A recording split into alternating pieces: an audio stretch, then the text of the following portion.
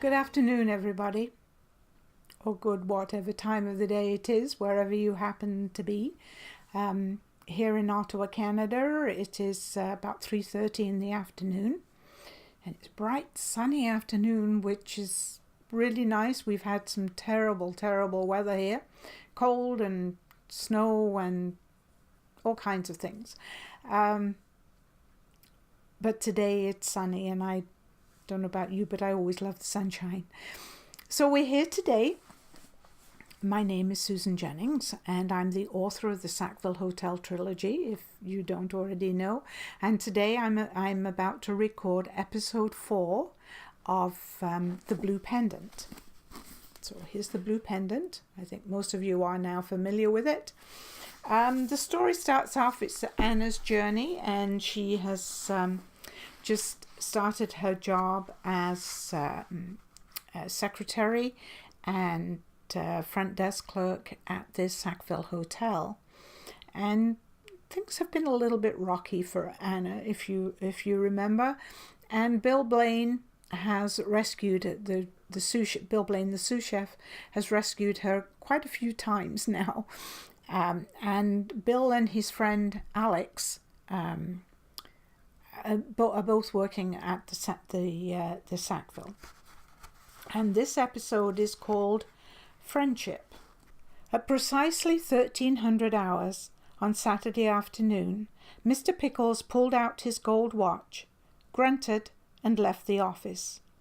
He would not return unless there was an emergency until Monday morning. When Anna had asked Mr. Pickles about time off, he had screwed up his pointy nose, glared at her through his ferret eyes, and replied, "You take time on Saturday afternoon after I leave, but only if Mr. Lytton does not need you." Knowing full well that Anna would be needed at the front desk when the 4 o'clock train came in to Bexhill Central. Mr. Lytton stayed late 1 or 2 evenings a week, giving Anna some time off, but too late to go out. The few precious hours on Saturday were the only daytime hours she had to explore Bexhill-on-Sea, and most of all, walking on the beach and touching the waves. Within minutes of Mr. Pickles' departure, Anna stepped out of the back door into the bright sunshine. She swung her arms out and twirled around, lifting her face towards the warm sun.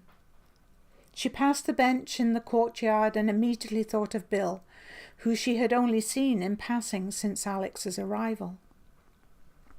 Quite a handsome fellow, Alex Water, a bit full of himself, she thought.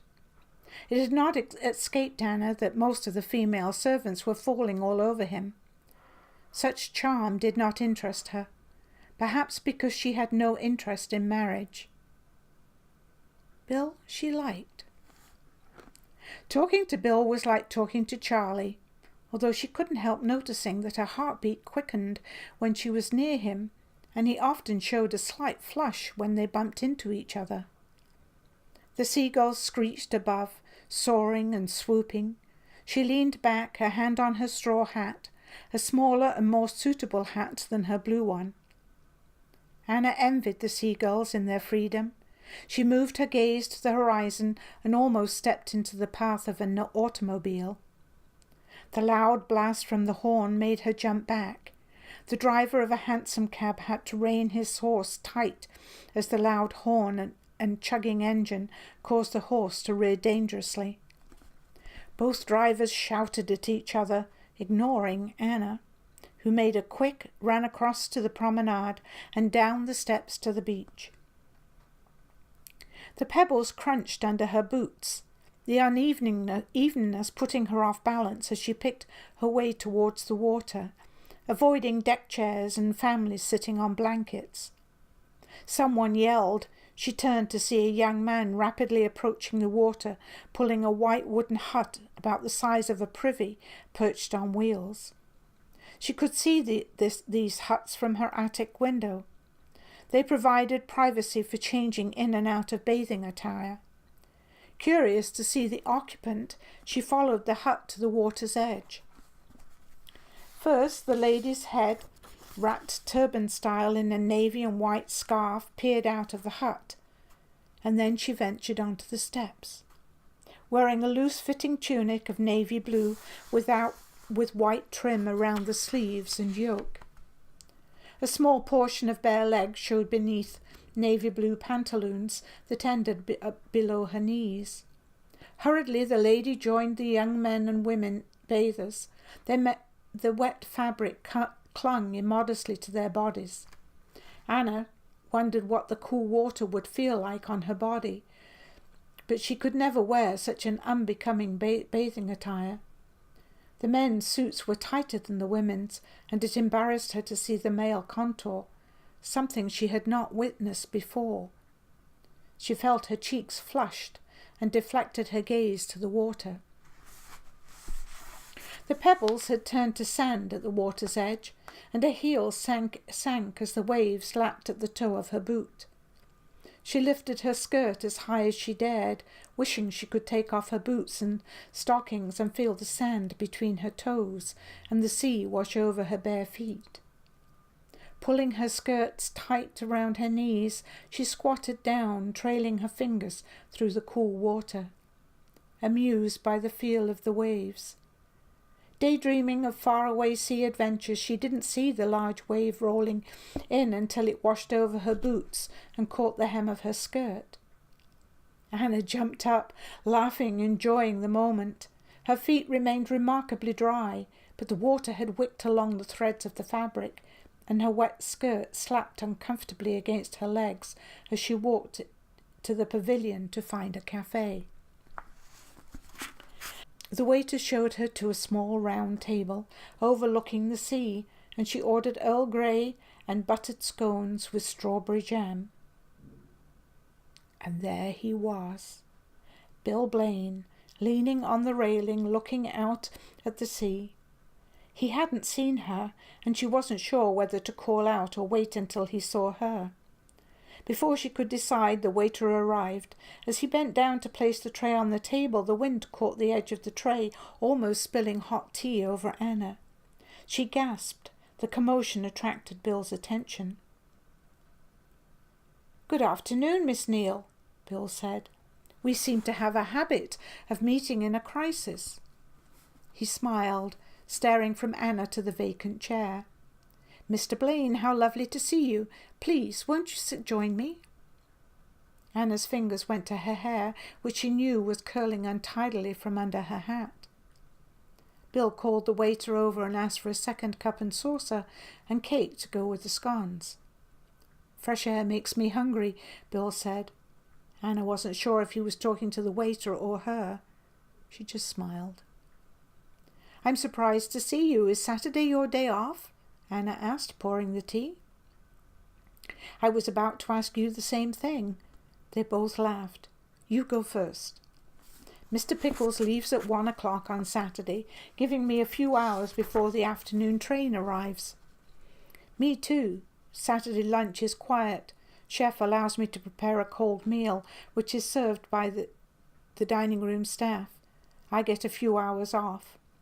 I can't believe my luck that we have time off together. What would you like to do?"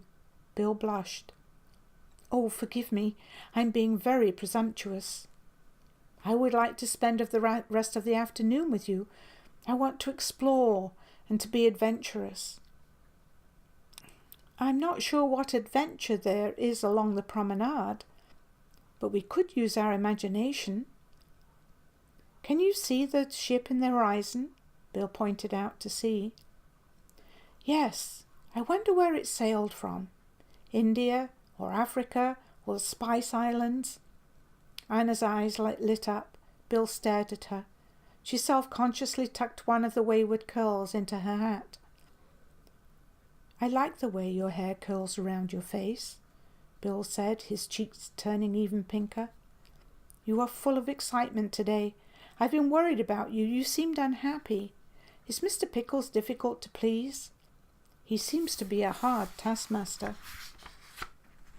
A shadow passed over Anna, and she hesitated. "Mr. Pickles is demanding and precise. My father is an accountant and precise, so I should be used to it. But Mr. Pickles makes me feel uncomfortable. She stopped. Do you really call him Prickly Pickles? She giggled. Why does he make you uncomfortable? He has strange mood swings that puzzle me.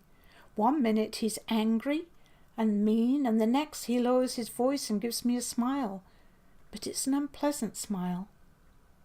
Anna wondered if she could tell Bill about how he walked towards her as though to touch her, and then tersely stepped away.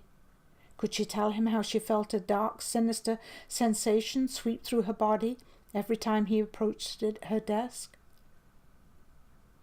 I'm surprised Prickly Pickles smiles at all. It must be hard working so closely with such an unpleasant man. Bill's head went to one side, waiting for a response. It's nothing. My imagination gets the better of me sometimes. Anna took a deep breath. Let's talk about Spice Islands and far-off places. I want to travel the world like my uncle. He used to tell my brother and me wonderful stories about India and other romantic places. My grandfather told me stories about Africa, mostly his experiences in the Boer War. His stories fascinated me. They finished their tea and walked along the promenade, talking and laughing like old friends. Anna relating Uncle Bertie's stories and Bill remembering his grandfather's tales, until it was time for them to return to the Sackville. Anna felt as though she was walking on air. Her cheeks glowed from the sun and the wind. What a wonderful afternoon, she thought. The front desk was quieter than expected, allowing Mr. Lytton to leave early, trusting Anna to manage the desk for the rest of the evening and all day on Sunday, his day off. Although not quite alone, as Miss Jenkins, a local lady, came in every Saturday and Sunday to assist at the desk and answered the telephone. With no secretarial duties during weekends, Anna devoted her time entirely to front desk duties. Sunday morning, Anna woke up before sunup, too excited to sleep. Today she was the front desk clerk. She decided to wear her best white blouse with the intricate pleats and lace down the front. Her blue pendant sat nicely between the rows of lace and complemented her blue skirt from her travelling suit. Pinning her hair with more care than usual, she sighed with satisfaction. "How could you let me sleep in?" Sophie hissed through clenched teeth, jumping out of bed. "If I'm late, it's your fault." Before Anna could answer, there was a knock on the door. "It's 5 o'clock, Miss Romano," Amy's voice announced. I'm up, thanks, Amy." "Why are you up so early? Going somewhere?" The sarcasm bothered Anna. She liked Sophie, and so did most of the other staff, but her meanness towards Anna was unsettling. Visions of Dorothea filled her mind. Anna decided to confront her. "Sophie, why don't you like me?" She sounded braver than she felt, and the immediate silence made her think that maybe she should have kept quiet. Sophie was making her bed and stopped, holding the blanket in mid-air. She turned, her brow furrowed under her ebony hair, her brown eyes wide with surprise. She looked directly at Anna. "I don't know.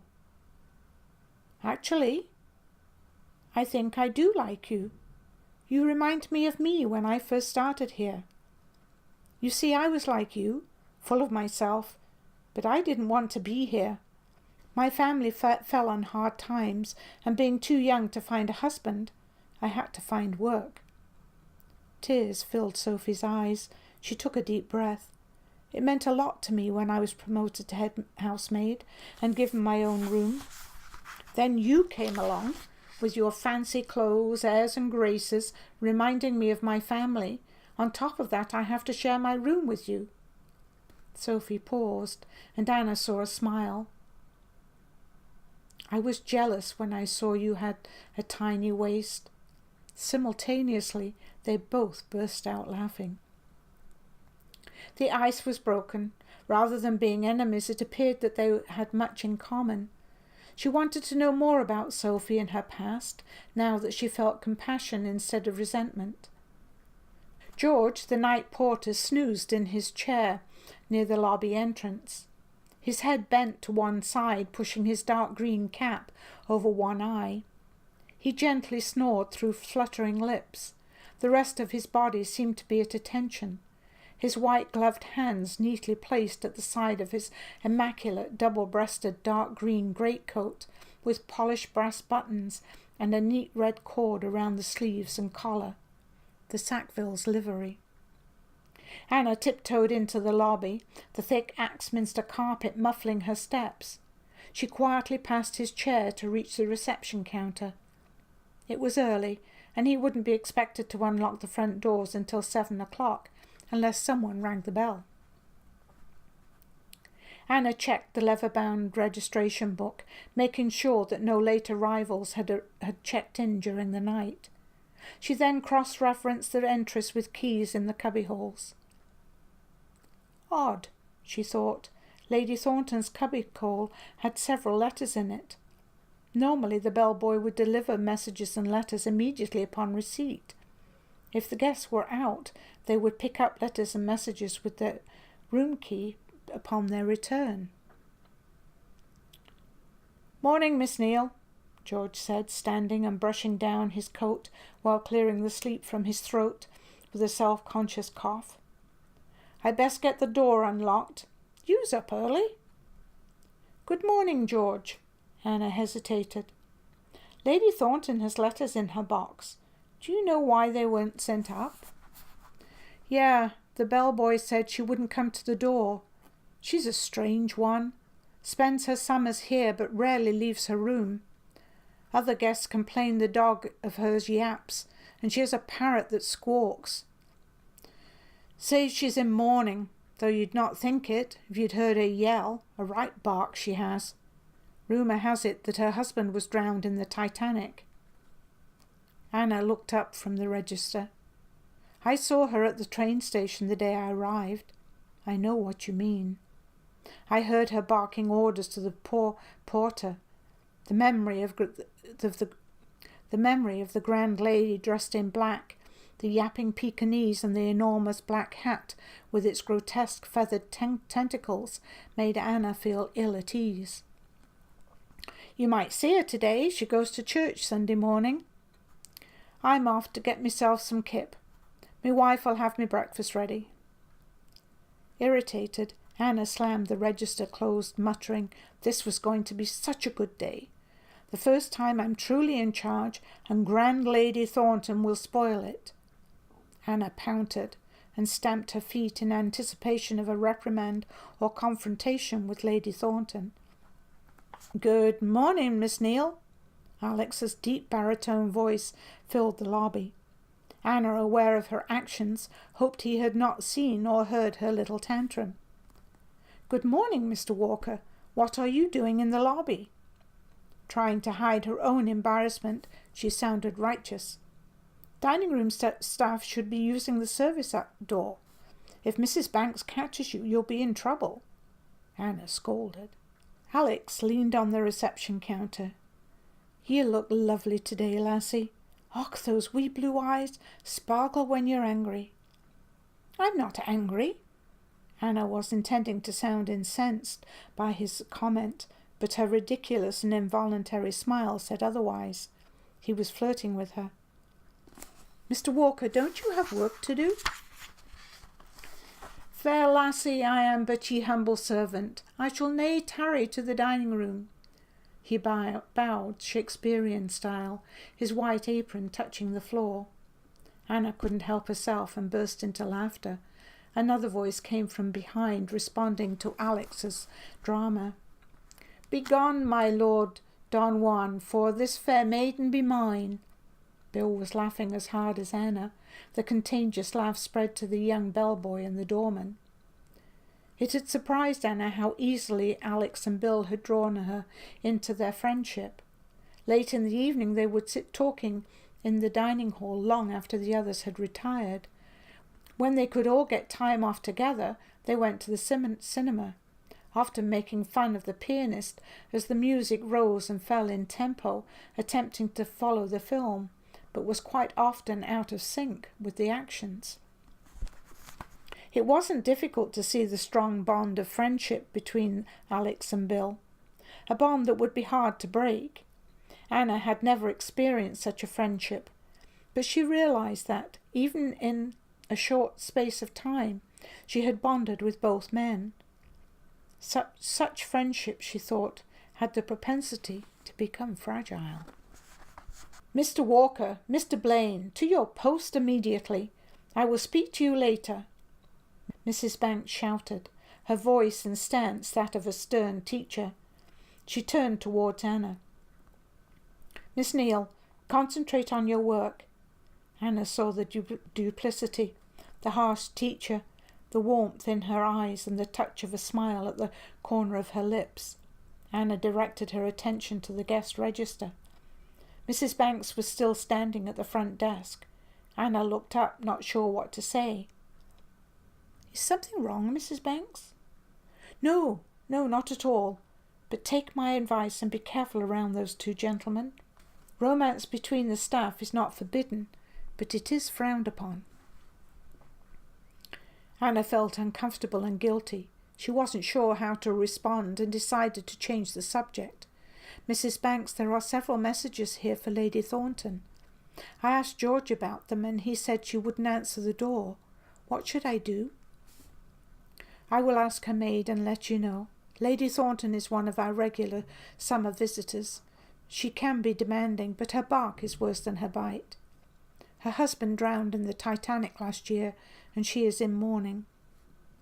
Mrs. Banks leaned towards Anna and quietly said, "She fancies herself as a mourning queen, and like Queen Victoria, I doubt she will ever come out of mourning.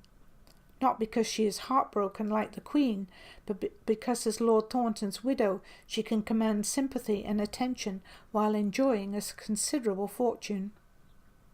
It was astounding to Anna that Mrs. Banks would confide this information to her, and that she addressed her by her first name. "Anna, if anything troubles you, either with Mr. Pickles, your work, or unwanted advances from members of the staff, please come and talk to me. If Edith had come to me, she would still be here." "Thank you, Mrs. Banks." Anna wondered how to interpret these comments. She remembered the staff reaction to Edith's name the first day she arrived. Mrs. Banks disturbed Anna with unexplained looks and concern at the mention of Mr. Pickles. Was Mrs. Banks aware of Anna's discomfort and uneasiness around Mr. Pickles? Should she say something? No, she thought, Mrs. Banks is just being kind in a general way. It was now obvious to Anna that Mrs. Banks cared deeply about the staff, but she was puzzled by the secretive reference to Edith. The morning was going well. Anna coped easily with the front desk duties. Alex and Bill had scurried off to their duties, and somewhat intimidated by Mrs. Banks' reprimand. Just as George had predicted, Lady Thornton ordered a carriage to take her to Sunday service at St. Andrew's Church. The ornate brass lift gate opened, clanging and clattering as it concertinaed to the side, allowing the imposing black figure of Lady Thornton to march into the lobby. Her face so heavily veiled, she had difficulty walking and needed her maid to guide her to the carriage. So engrossed in the charade, Anna didn't notice Mrs. Banks approach the desk again. Her presence in the lobby was unusual. Most of her duties were in the staff quarters or in the guest suites, except in the absence of Mr. Pickles and Mr. Lytton. Then Mrs. Banks was in charge. "Miss Neal, Lady Thornton's lady's maid has asked that you deliver her messages when she returns from church. Of course, I'll have the bellboy take them up to her when she returns. Lady Thornton has requested that you deliver them personally." "Me? Is there a problem?" Mrs. Banks frowned. Anna swallowed hard. "No, of course not, Mrs. Banks." Mrs. Banks left the lobby. Anna tried to concentrate on her work, but the thought of coming face to face with Lady Thornton was too distracting. For the next hour and a half she did little but move papers around, with one eye on the front entrance. Finally the guests returned from church, and the lobby soon became crowded. Gentlemen in morning suits and top hats congregated in groups, discussing politics and news. The scent of lavender and rosewater emanated from ladies dressed in the highest of fashion. The taffeta and silk skirts swished as they moved, and the feathers and ribbons that adorned the hats fluttered softly as heads bobbed in gossip and chatter, a picture of opulence. Anna's heart jumped into her throat at the familiar bark. "Out of the way!" The crowd parted, and Lady Thornton marched through the centre to the lift. Turning towards the front desk, she barked again. "Girl, bring my letters now." "Yes, Lady Thornton," Anna managed to squeak out while emptying the cubbyhole of its contents. Anna's knees trembled as she knocked on the door of Suite 305. The maid, Miss Barclay, ushered her inside, the Pekingese yapping at her feet. She had never been inside any of the guest suites before. A crystal chandelier hung from the ceiling. In the entrance, beautiful chintz chairs in pastel blues and pinks furnished the parlour. At one end of the room stood a large, rich, dark mahogany table with matching chairs and a sideboard. At the other end of the room by the window was a roll-top desk. The wooden slats were rolled up, showing evidence of abandoned letter-writing. Sunlight streamed through open French doors, which led to a tiny balcony.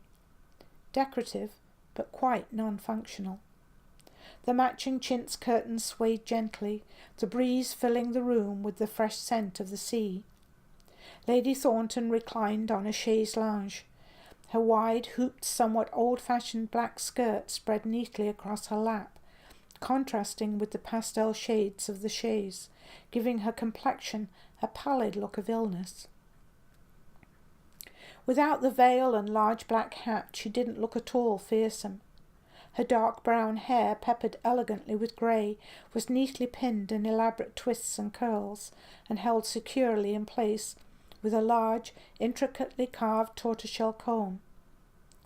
Anna's fear abated, and she observed this sad and vulnerable lady with compassion. Just as Anna began to relax, the silence was broken by a high-pitched and very loud voice. "Get out! Get out! Pretty Anna, get out!" Anna gasped and flung her hand to her chest, staring at Lady Thornton, but soon realised that the voice was from behind and not human.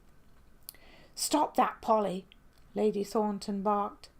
"Pretty Polly! Pretty Polly! Polly, get out! Polly, get out!" Anna quickly composed herself and stifled a giggle. The strange voice was, of course, the parrot Anna had seen at the train station. Its cage was hanging on a gold stand immediately behind her. Lady Thornton's face lit up and she began laughing. Polly's vocabulary is very limited. Anna was the previous owner's name, and why Polly says get out, we don't know. "Come, child, sit and chat to an old lady," she said, pointing to the chair opposite her. "I have wanted to meet you ever since you connected my telephone to the fishmonger. What is your name?" Anna's face flushed to a bright pink at the mention of the telephone. Her insides were doing flip-flops, and now she was nervous. She cleared her throat to steady her words. "Anna Neal, my lady. I am sorry about the telephone. It was my first day and the exchange is very complicated. Mr. Lytton tried to teach me. I'm much better now, and even better at typewriting." Anna stopped, aware that she was rambling. "I have your letters, my lady," Anna said as she handed them to the maid. "If that's all, my lady, I must return to the front desk. I'm alone on Sundays." "Oh, very well." Lady Thornton wafted her arm, dismissing Anna, but before the maid opened the door, she added, "Typewriting?